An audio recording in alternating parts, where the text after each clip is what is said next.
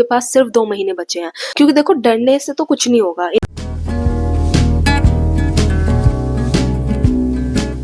Hello everyone, welcome back to my channel. Myself Tanisha Tyagi. देखो मेरे पास recent में काफ़ी ऐसे कमेंट्स आ रहे थे कि अभी उम्मीद बैच स्टार्ट होने वाला है, तो हम किस तरह से उसमें पढ़ें और क्या हमें उम्मीद बैच में हम कितने एफर्ट्स लगाएं कि हमें उसका मैक्सिमम आउटपुट मिले।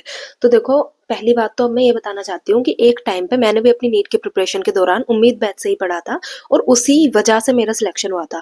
क्योंकि उम्मीद बैच में सबसे मेन खासियत मुझे ये लगती है कि उसमें हर तरीके का कॉन्सेप्ट टीचर्स कराते हैं। मतलब एक भी सिंगल ऐसा कॉन्सेप्ट नहीं होगा कि वो भी नीट पॉइंट ऑफ व्यू से इंपॉर्टेंट है और वो टीचर्स ने छुटवा दिया। तो इसलिए उम्मीद बैच पे पूरा भरोसा करके आप उसे फॉलो कर सकते हो। और वीडियो स्टार्ट करने से पहले मैं एक और पॉइंट कहना चाहूंगी, इस टाइम पे बिल्कुल भी दिमाग में कोई भी डाउट ना रखते हुए जितना मैं बता रही हूँ उस चीज को जेन्युइनली फॉलो कर लेना। क्योंकि अगर आप इस टाइम पे ये सोचोगे कि हमें तो एलन के मॉड्यूल लगाने हैं, हमें तो आकाश के मॉड्यूल लगाने हैं, तो देखो आपका सिलेबस नहीं हो पाएगा फिर पूरा। क्योंकि लिमिटेड टाइम है, तो चीजों को लिमिटेड लेके चलो और उन लिमिटेड चीजों से अपना मैक्सिमम एफर्ट लगा के अपना मैक्सिमम आउटपुट निकालो।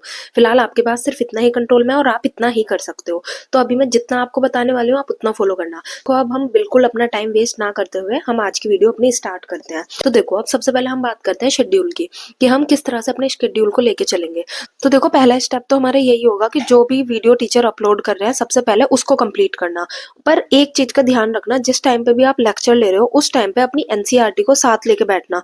क्योंकि ऐसा होता है कि काफी सारे ऐसे पॉइंट्स होते हैं जो कि एनसीईआरटी में इंपॉर्टेंट होते हैं और वही पॉइंट्स डायरेक्टली नीट के पेपर में हमें देखने को मिल जाते हैं। देखो बाद में इतना टाइम आप पे नहीं बचेगा कि बाद में आप एनसीईआरटी को अलग से खोलो, क्वेश्चन अलग से सोल्व कर रहे हो। इससे अच्छा है जैसे कि मान लो अभी आप फिजिक्स का कोई भी चैप्टर सोल्व कर रहे हो और साथ में अपनी एनसीईआरटी को खोल लेना। एनसीईआरटी में जितने भी उसके इंटेक्स्ट क्वेश्चन है उन्हें साथ के साथ ही सोल्व कर लेना। क्योंकि उस टाइम पे जब आप इंटेक्स्ट क्वेश्चन को सोल्व करोगे तो वो आपको समझ भी आएंगे और आप इजिली अपनी एनसीईआरटी को भी साथ में लेके चल लोगे। फिर उसके बाद आता है अब हमारा सेकंड स्टेप होता है हमारा क्वेश्चन प्रैक्टिस का। देखो इस टाइम पे आप लोगों के पास इतना ज्यादा टाइम नहीं बचा है कि इस टाइम पे आप 100 या 200 क्वेश्चन सोल्व करोगे पर चैप्टर के। इस टाइम पे सिर्फ आप इतना कर सकते हो कि आपके जितने भी पीवाईक्यू के क्वेश्चंस हैं आप उन सभी से एक बार अपने आप को गो थ्रू कर लो, जो कि नीट के एग्जाम के लिए इनफ होता है।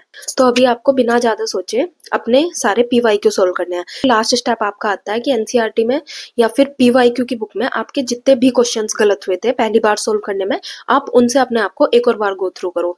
तो बस इतना ही आपको करना है। मैं फिर से एक बार बताती हूँ, पहले आपको अपना वीडियो लेक्चर कंप्लीट करना है 2x स्पीड में या फिर जिसमें भी आप कंफर्टेबल है, जिसमें भी आपका फोकस एकदम अच्छे से बनता है लेक्चर में, आपको उसमें अपने लेक्चर को कंप्लीट करना है। सेकंड स्टेप आपको होगा कि आपको अपनी एनसीईआरटी को साथ साथ ओपन रखना है, जिससे कि आप एनसीईआरटी के क्वेश्चंस भी साथ ही में कर लो। और थर्ड स्टेप आपका होने वाला है कि आप अपने पीवाईक्यूज को उसके बाद सोल्व कर लो। और फोर्थ स्टेप में आपको बस अपनी मिस्टेक से एक बार गो थ्रू करना है। तो जितना मैंने अभी बताया आपको, ये इस टाइम पे आपके लिए मोर देन इनफ होगा। इतना आपको सभी चैप्टर में करना है। आप देखो एक चीज समझना, एक दिन में आपका एक चैप्टर आने वाला है, तो आपके पास इनफ टाइम बचेगा कि बाद में आप अपना अच्छे से अपने उसके क्वेश्चन भी सोल्व करो और अच्छे से उसके पीवाईक्यू भी देखो। तो अब लेक्चर वाला पॉइंट हमारा कंप्लीट हो चुका है कि हाँ भाई हमने लेक्चर ले लिया, हमारा एक चैप्टर कंप्लीट हो चुका है। दूसरा स्टेप आता है हमारा, देखो टेस्ट सीरीज का। इस टाइम पे टेस्ट सीरीज बहुत जरूरी होती है, क्योंकि अगर आपने टेस्ट नहीं दिए, आपने टेस्ट की प्रैक्टिस नहीं की, तो आपको पता ही नहीं चलेगा आपको कैसे टाइम मैनेज करना है। आपको यही नहीं पता चलेगा कि आपको प्रायोरिटी किस सब्जेक्ट को देनी है टेस्ट के टाइम पे। आपको मतलब बहुत ज्यादा दिक्कतें आ जाएंगी एंडिंग में। तो इस टाइम से अपनी टेस्ट सीरीज जरूर स्टार्ट कर देना और कोशिश करना कि इस टाइम पे आप फुल सिलेबस टेस्ट ना दो। उसका मैं आपको रीजन बताती हूँ। मान लो अगर आपने फुल सिलेबस टेस्ट दिया, सिलेबस आपका कंप्लीट नहीं है, नंबर आपके कम आएंगे, तो आप डिमोटिवेटेड फील करोगे।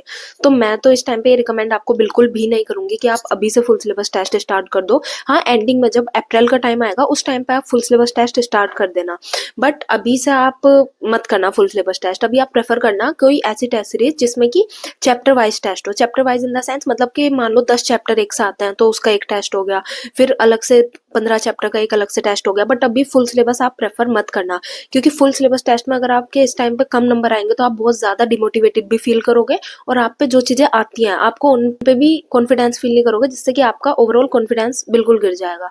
तो फुल सिलेबस टेस्ट आपको अभी इस टाइम पे प्रेफर नहीं करना है। आप इस टाइम पे कोई भी अभी पार्ट टेस्ट सीरीज लेना और उसको फॉलो करना।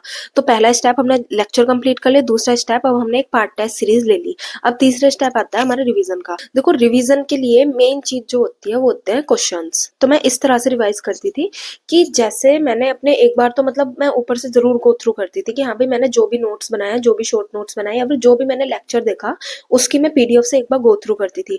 और उसके बाद जितने भी क्वेश्चंस मैंने गलत किए कि मैंने पीवाईक्यू में इतने क्वेश्चन गलत किए, एनसीईआरटी में ये क्वेश्चन मेरा गलत था और टेस्ट में मैंने ये क्वेश्चन गलत किया, तो मैं सिर्फ और सिर्फ उन गलत क्वेश्चन से दोबारा से अपने आप को गो थ्रू करती थी। तो सिर्फ इतना ही लिमिटेड टाइम है और इतना ही आपको करना है। इस टाइम पे रिवीजन के टाइम पे ऐसे नहीं कि हाँ भाई हमने इतने क्वेश्चन करे थे तो हमें सभी क्वेश्चंस करने हैं, नहीं, ऐसा नहीं करना आपको। आपको सिर्फ आपने जो क्वेश्चंस गलत किए हैं आपको उनसे अपने आप को गो थ्रू करना है। तो अभी मे भी सुनने में आपको ये चीजें बहुत ऐसे लग रही हो कि अरे यार इतना कम ही तो करना है, हम तो कर लेंगे, पर एक चीज समझो, आप 90 चैप्टर में इतना कुछ करने वाले हो तो बहुत ज्यादा टाइम लगेगा, बहुत ज्यादा मेहनत भी करनी पड़ेगी। आपको दिन में कम से कम 10-12 घंटे पढ़ना पड़ेगा, तब कहीं जाकर आपकी ये सभी चीजें कंप्लीट होंगी टाइम पे। एक चीज और मैं आपको बताना चाहती हूँ, देखो अभी मैंने आपको सभी चीजें समझा दी है कि हाँ भाई हमने लेक्चर ले लिए, हमने पीवाईक्यू सॉल्व कर लिया, हमने रिवीजन कर लिया, हमने टेस्ट भी दे दिए और उसके बाद हमने अपने एक बार फिर से फाइनल रिवीजन कर लिया। तो ये सभी चीजें बताने के बाद अब जो सबसे मेन बात आती है वो आपका डेडिकेशन। क्योंकि देखो मोटिवेशन तो एक ऐसी चीज है जो आपको 1-2 दिन पढ़ा देगी कि हाँ भाई मैं बहुत मोटिवेटेड फील कर रहा हूँ, आज तो मैं अच्छे से पढ़ूंगा। तो मोटिवेशन से ज्यादा प्रायोरिटी आपको इस टाइम पे अपने डेडिकेशन को देनी है। क्योंकि देखो आपका सपना है डॉक्टर बनना, किसी और का नहीं है, और आपके पास सिर्फ 2 महीने बचे हैं। तो एक चीज तो ये हो सकती है कि आप इस चीज को ऐसे लेके बैठ जाओ कि आपको तो मोटिवेशन ही नहीं आ रहा और सिर्फ 2 महीने बचे हैं, उसमें क्या ही कर पाऊंगा मैं नहीं पढ़ रहा। और दूसरी चीज आप ये कर सकते हो कि मेरे को डॉक्टर बनना है और मेरे पास पूरे 2 महीने बचे हैं, मैं उन पूरे 2 महीने में अपना पूरा एफर्ट लगा के अपना प्रॉपर आउटपुट ला के दिखाऊंगा। अब वो आपके ऊपर है, आप उस सिचुएशन को कैसे ले सकते हो। क्योंकि देखो डरने से तो कुछ नहीं होगा, इनकेस अगर अभी आप घबरा रहे हो, डर रहे हो, तो वो चीज मतलब मैं समझ सकती हूँ कि बहुत ज्यादा घबराहट होती है नीट के पेपर से पहले, बहुत ज्यादा एकदम डर लगने लगता है, एंजाइटी होने लगती है कि कैसे होगा, क्या होगा, होगा या नहीं होगा, इतनी मेहनत हमने करी है, पता नहीं क्या रिजल्ट आएगा। बट इस टाइम पे अपने आप को काम रखना बहुत ज्यादा जरूरी होता है। मैंने खुद अपनी नजरों के सामने ऐसे लोगों को देखा है जिन्होंने पूरे साल अच्छे से पढ़ाई की, अच्छा स्कोर लाया, हर बार टॉप किया, बट एंडिंग में घबराने की वजह से, एंडिंग में एंजाइटी की वजह से उनका सिलेक्शन नीट में नहीं हुआ। तो आपको ये मिस्टेक बिल्कुल भी नहीं करनी है। तो अपना अच्छे से पढ़ते रहें। और मैं एक इतनी गारंटी दे सकती हूँ कि अगर मैंने जितना बताया है, अगर आपने उतना पूरे सिलेबस के लिए कर लिया तो आपका बहुत अच्छा स्कोर आएगा।